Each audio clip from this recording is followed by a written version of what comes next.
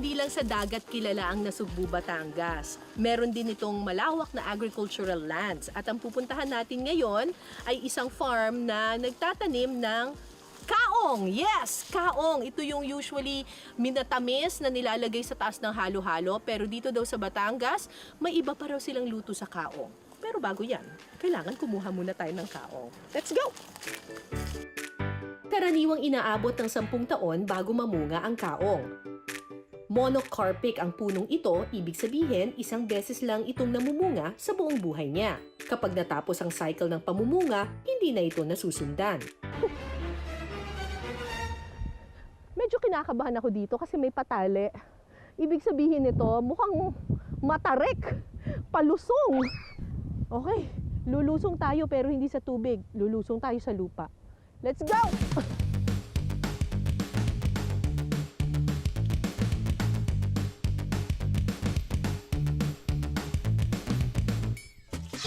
Alam niyo bang ang mga puno ng kaong ay umaabot ng halos 50 to 60 feet? Kasing taas lang naman yan ng gusaling may 5 palapag. At dahil mataas ang aakyatin, safety first tayo.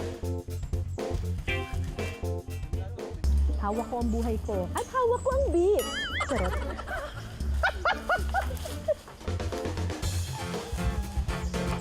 I-anchor na to.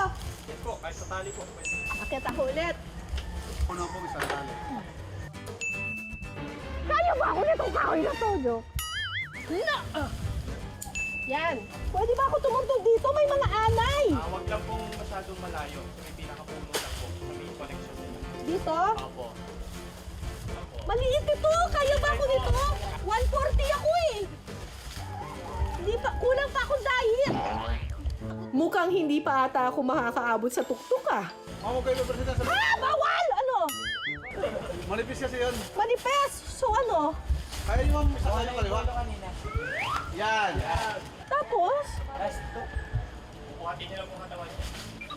Hindi ko kayang buhatin katawan.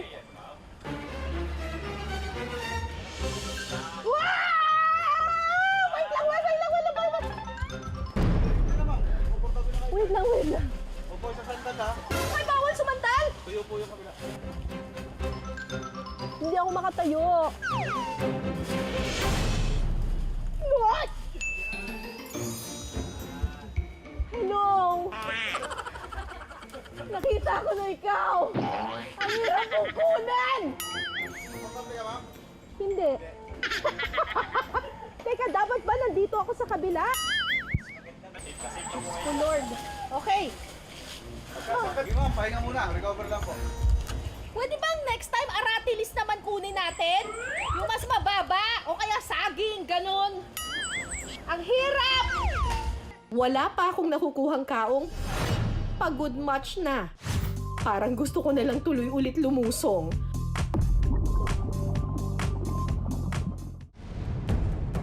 Ang puno ng kaong ay madalas na matatagpuan sa mga riverbanks kasi ito raw yung nakakapag-prevent ng soil erosion. Grabe namang riverbank ito, napakalalim.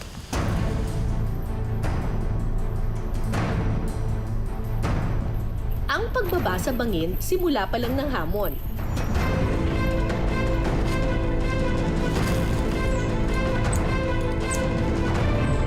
Dahil pagkatapos ito, kailangan pang umakyat ng puno para makuha ang bunga. Mamo kayo presenta sa... Bawal! Ano? Manipis kasi yun. Manifest! Hindi ko kayang buhatin katawan. Wow! Wait lang. Opo, sa sandan ha.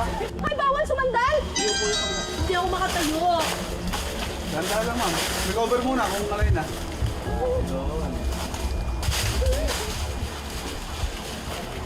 What? Hello! Nakita ko na ikaw! Pwede bang next time aratilis naman kunin natin? Yung mas mababa o kaya saging, ganun. Okay, karit na!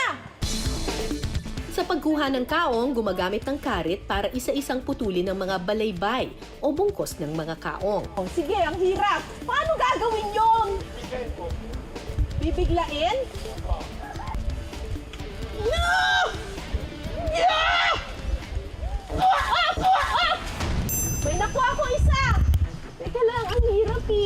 Minamalas pa ata. Pati sa pagkakari, hindi effective ang diskarte ko. Paano ba? Kuya, ang tigas! Yun! Isa! May nakuha akong isa!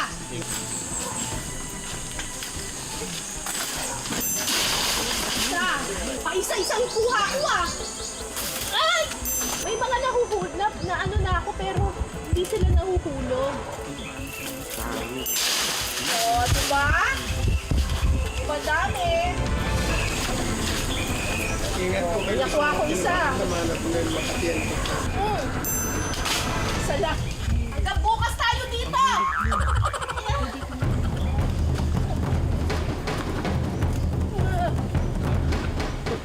Ang hirap! Ang tigas! Akala nyo lang madali pero mahirap! Yun! Yun pala. Ah! Ah! Aray! Parang mapapaanak ako dito ah. Yeah, yan ang delikado, ma'am. Yung natamaan yung laman. Makati yan. Okay. Natamaan ko na siya. Opo, wag po kayong magpapatinabsik niya sa mukha. Makati. Huwag magpapatilamsik. Opo. Kasi ano mangyayari? Makati po yan. Ang hirap. Sakit na ng kamay ko. Ha! Ay, aray. Yung maraming bunga, ma'am. Ha? Yung marami. Saan banda? Ito? Opo. Bandang baba pa po. Malaki ang tangkay dyan eh. Yan. Ah! Hay!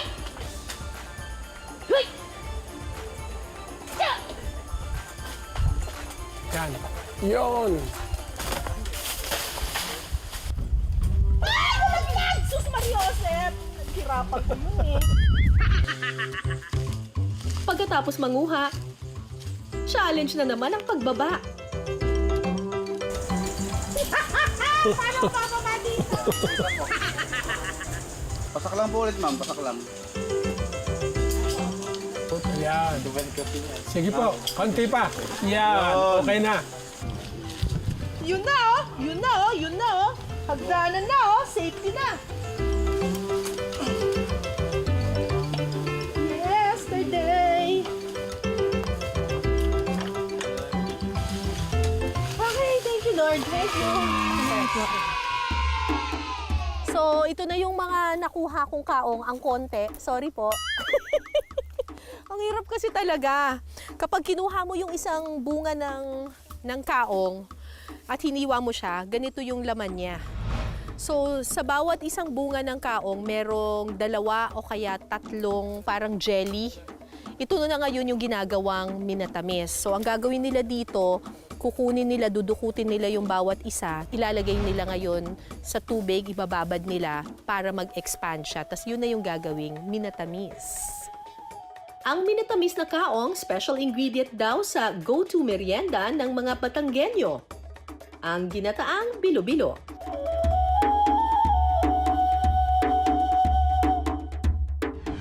Ako po si Elizabeth Bisinal. Magsisimula na po tayong magluto ng bilo-bilo na kung tawagin po dito sa amin ay paradus-dus po. Sa kaldero, ibuhos ang pangalawang gata ng niyog. Sunod na ilalagay ang kamote at hayaang kumulo ng 20 minuto. Pagkatapos, isunod ang saging at bahagya ulit itong pakuluin. Lagyan ng takip. Kailangan na po natin siyang gamitan ng kakanggata. Sunod na ilagay ang galapong o glutinous rice dough. Tapos po, kinakailangan po natin siyang haluin para po siya hindi magdikit-dikit. Hahaluan pa ito ng langka at gatas. Lalagay na po natin itong ating kaong na pampasarap po sa niluto nating bilo-bilo. Timplahan ito ng asukal. Maya-maya pa, luto na ang ating ginataang bilo-bilo na mas pinasarap ng kaong.